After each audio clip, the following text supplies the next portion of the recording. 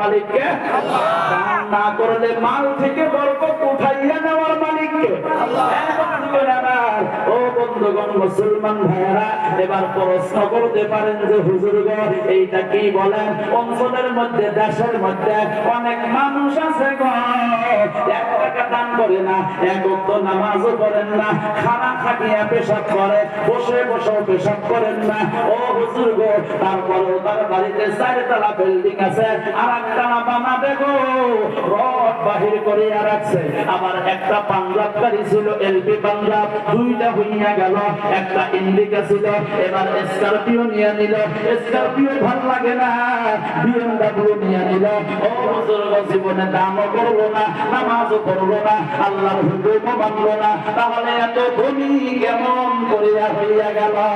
কিন্তু একজন মসজিদের ইমাম সাহেব, একজন মসজিদের মুয়াজ্জিন সাহেব, নাইবা মাদ্রাসা